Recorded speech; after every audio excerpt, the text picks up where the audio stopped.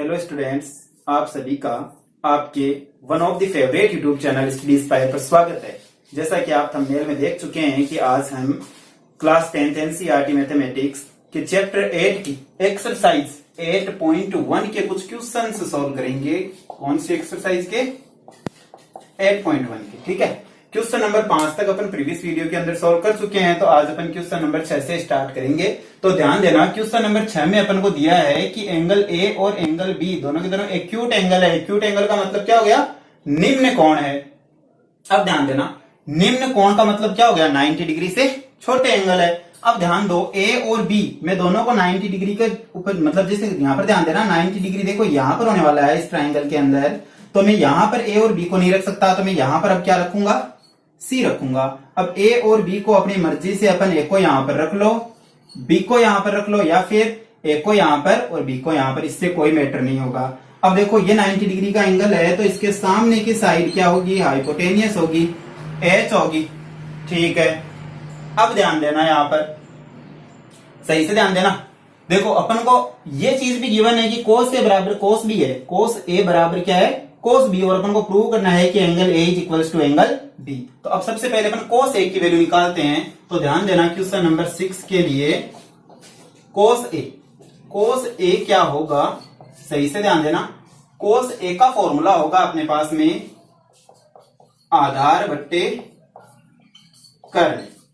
तो अब देखो, आधार बट्टे कर्ण का मतलब इसको अपन बी अपॉन हाइपोटेनियस भी लिख सकते हैं, लेकिन आप पता लगाते हैं आधार क्या है और कर्ण क्या है। तो देखो, ए वाले एंगल से जुड़ी हुई साइड हाइपोटेनियस को छोड़ करके आधार ही होने वाली है, मतलब कि बी बेस होने वाली है। चाहो तो हिंदी में आधार भी लिख लो। ठीक है, और जो तीसरी साइड बच गई वो क्या होने वाली है? परपेंडिकुलर, लंबी तो होने वाली है। ठीक है जी, तो यहां से कोस ए बराबर क्या बन गया? कोस ए बराबर अपन को मिल गया है, कोस ए बराबर मिल गया है जी आधार बट्टे कर्ण, और आधार तो है अपना AC और कर्ण कौन सा है? AB। ओके ठीक है, अब अपन को एक चाहिए क्या? कोस बी भी चाहिए। कोस बी का फॉर्मूला भी रहेगा, तो यही आधार बट्टे कर्ण, मतलब कि बी अपॉन एच। लेकिन इस बार ध्यान देना, बी और एच दोनों आपस में चेंज होते हैं क्या? देखो, बी और एच तो नहीं होने वाला, एच तो फिक्स रहने वाला होता है। अपन को पता भी है कि एच तो फिक्स है, हाइपोटेनियस तो एच जैसा का ऐसा रहने वाला है, 90 डिग्री के सामने वाला एंगल ही तो होगा। लेकिन अब देखो, अपन बात कर रहे हैं किसकी? बी वाले एंगल की। तो बी वाले एंगल की बात करने का मतलब अब अपन इस एक की बात ना करके अब बी वाले एंगल की बात कर रहे हैं। ठीक है, अब बी वाले एंगल के सामने की साइड क्या हो जाएगी अपने पास में? परपेंडिकुलर हो जाएगी। तो ये तो क्या बन जाएगा? पी बन जाएगा, और ये क्या बन जाएगा अपने पास में? ये बन जाएगा जी बी। ठीक है, अब ध्यान दो, यहां से कोस बी बराबर अपन को क्या मिलेगा? कोस बी बराबर अपन को मिलेगा, कोस बी बराबर अपन लिख लेते हैं जल्दी से, आधार बट्टे कर्ण। आधार तो है अपने पास में BC, और कर्ण क्या है? AB। ओके, तो कोस बी भी मिल गया। अब क्वेश्चन में अपन को गिवन क्या है? क्वेश्चन में गिवन है कि कोस ए बराबर है जी कोस बी, मतलब कि कोस ए की वैल्यू देखो AC अपॉन AB।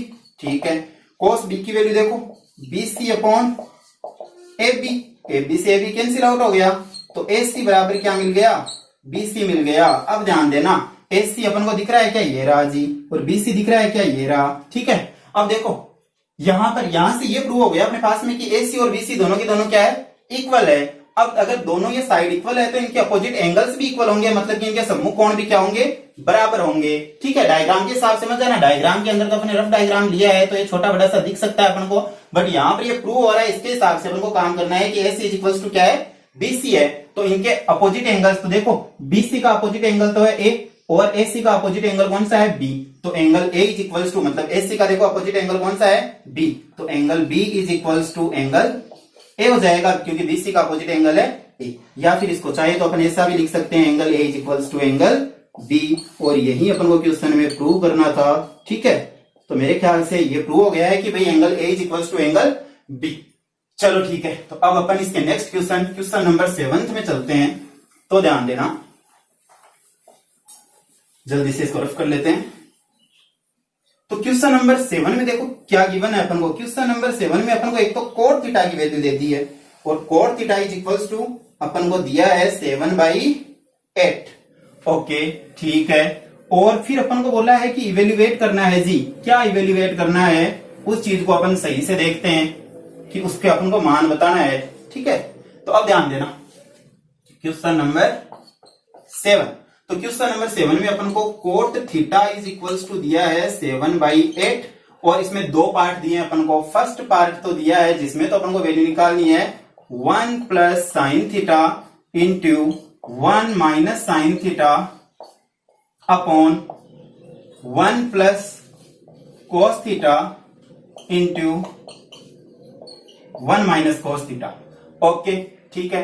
और इसका जो सेकंड पार्ट दिया है ना अपन को, उसमें अपन को बोला है कि कोट स्क्वायर थीटा की वैल्यू भी बताओ, इसकी वैल्यू भी बताओ भाई। ठीक है, तो अपन फर्स्ट को लेकर के चल रहे हैं।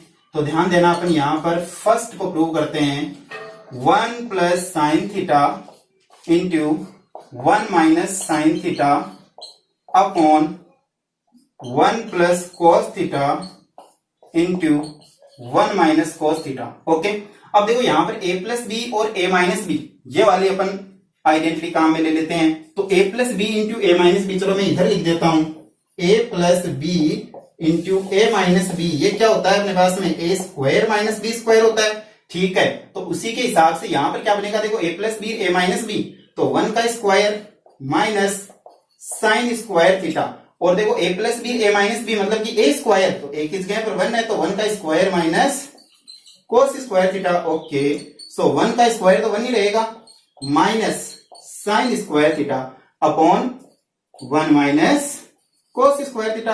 अब अपन को पता है कि 1 माइनस साइन स्क्वायर थीटा क्या होता है, बिल्कुल जी अपन को पता है कोस स्क्वायर थीटा होता है। और 1 माइनस कोस स्क्वायर थीटा क्या होता है, ये होता है जी साइन स्क्वायर थीटा। ओके ठीक है, अब ये कैसे होता है, क्योंकि अपन को फॉर्मूले का पता है ना, और वो फॉर्मूला कौन सा होता है कि 1 minus sine square theta is equals to cos square theta और 1 minus cos square theta is equals to sine square theta. इस फॉर्मूले से हो जाता है जी। ओके, और ये अपन सारे के सारे फॉर्मूले देख चुके हैं। ठीक है, अब देखो अपन को मिल क्या गया है, ये मिला है जी कि कोस स्क्वायर थीटा बटे साइन स्क्वायर थीटा। इसको अपन चाहे तो ऐसा भी तो लिख सकते हैं कोस थीटा बटे साइन थीटा का होल स्क्वायर।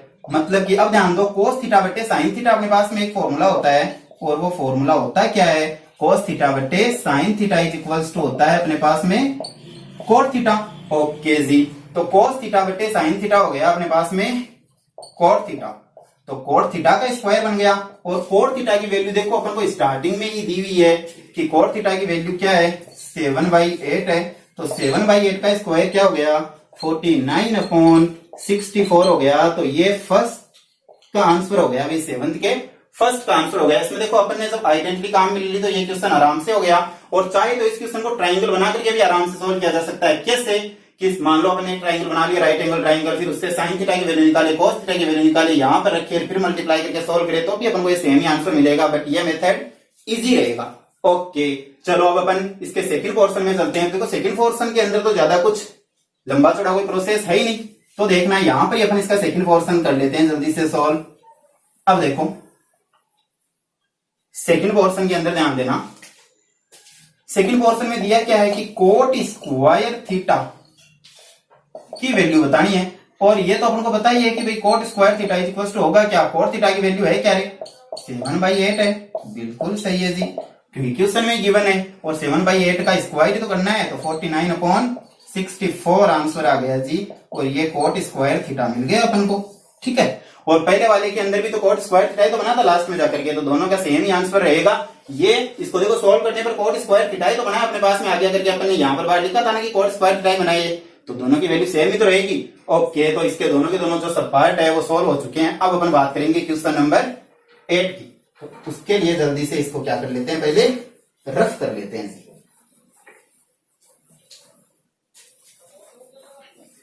तो ध्यान देना,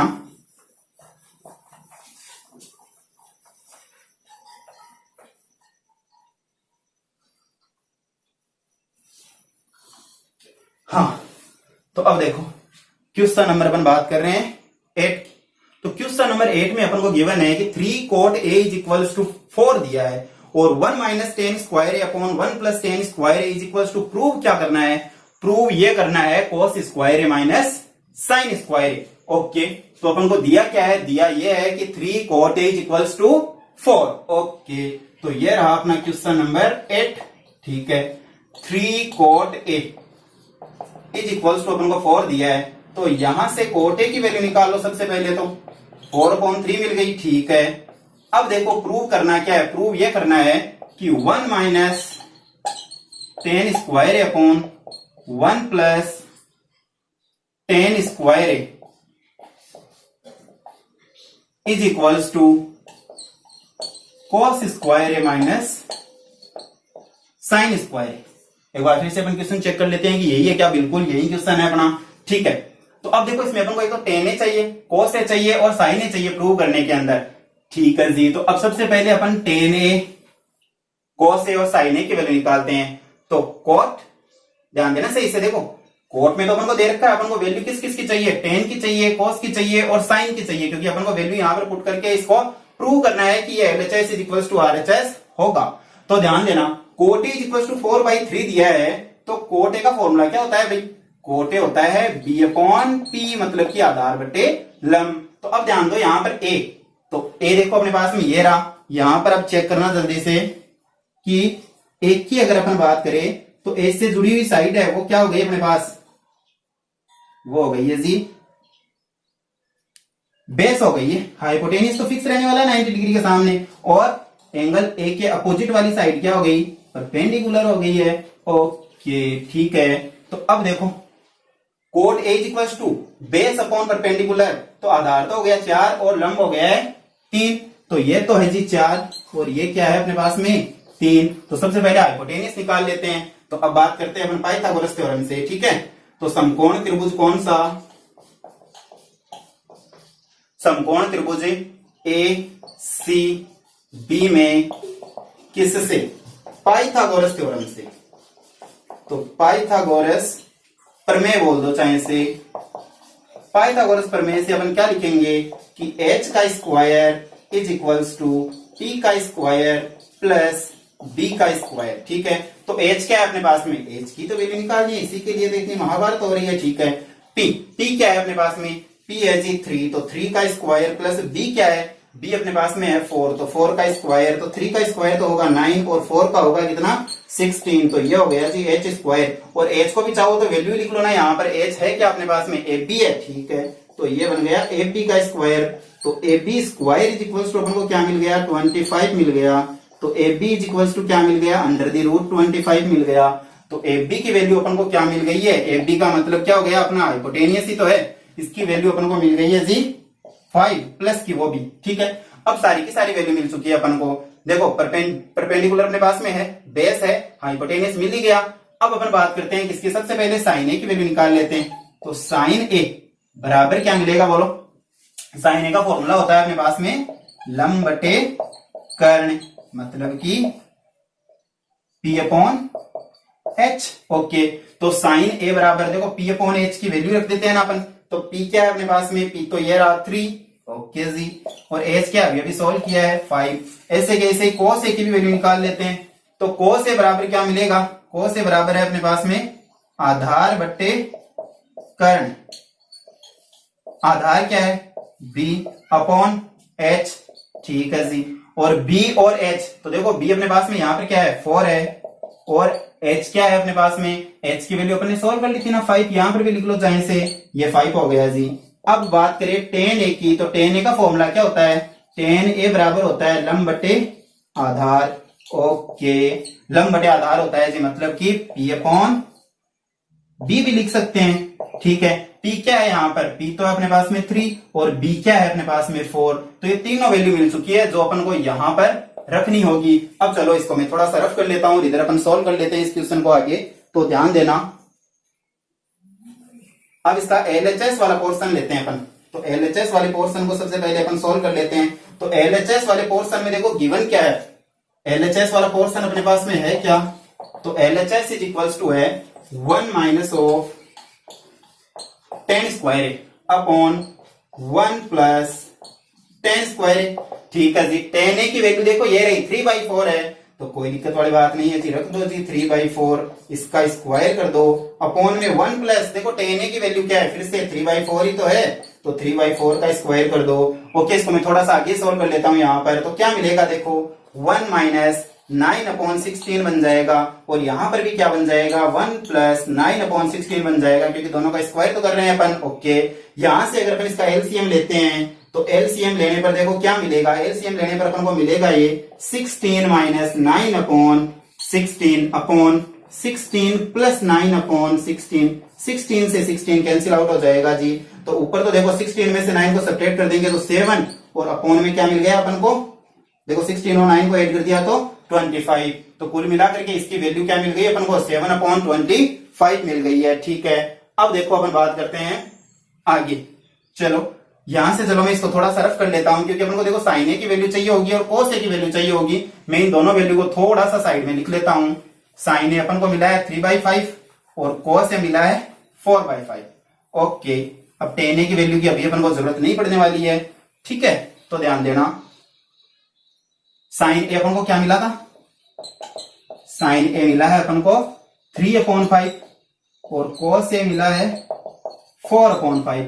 ओके, तो अब ध्यान दो RHS, तो RHS की बात करें तो RHS है क्या, cos square A minus sine square ए, तो है कोस स्क्वायर ए, मतलब कोस का स्क्वायर करना है, तो कोस की वैल्यू ये रही देखो 4/5 का स्क्वायर हो गया, माइनस साइन क्या है 3, तो 3/5 का स्क्वायर कर दो, तो यहां से ये क्या मिल गया 16/25 माइनस 9/25। ओके जी, अब यहां से 25 अपन ने एलसीएम ले लिया, तो 16 माइनस 9, ठीक है, तो ये भी 7/25। चाहो तो देखो इधर ये लिख लो, चाहे से इसके भी, कि यहां पर अपन को क्या मिल गया, यहां पर ये मिल गया था अपन को कि 1 minus tan square upon 1 plus tan square is equal to मिल गया है 7/25। और यहां से ध्यान दे तो cos square minus sine square is equal to भी क्या मिल गया है 7/25। तो क्या अपन को प्रूव करना था, यही तो प्रूव करना था, इसकी वैल्यू भी अपन को क्या मिली है 7/25 मिली है, और cos square minus sine square की वैल्यू भी क्या मिली है 7/25। तो मेरे ख्याल से ये भी आराम से प्रूव हो गया है। चाहे तो यहाँ पर अपन अब ऐसे लिख सकते हैं आराम से कि LHS इज इक्वल टू क्या हो गया है जी, RHS हो गया है। ओके, तो मेरे ख्याल से ये क्वेश्चन भी कंप्लीट हो गया है, और उम्मीद करता हूं कि आज का ये वीडियो आप सभी को पसंद आया होगा, और अगर पसंद आया है तो वीडियो को लाइक करें, शेयर करें और चैनल को सब्सक्राइब करना ना भूले। और अपन इसके आगे के जो क्वेश्चन है ना वो अपन अगले वीडियो के अंदर कंटिन्यू करेंगे। ओके, थैंक यू, जय हिंद।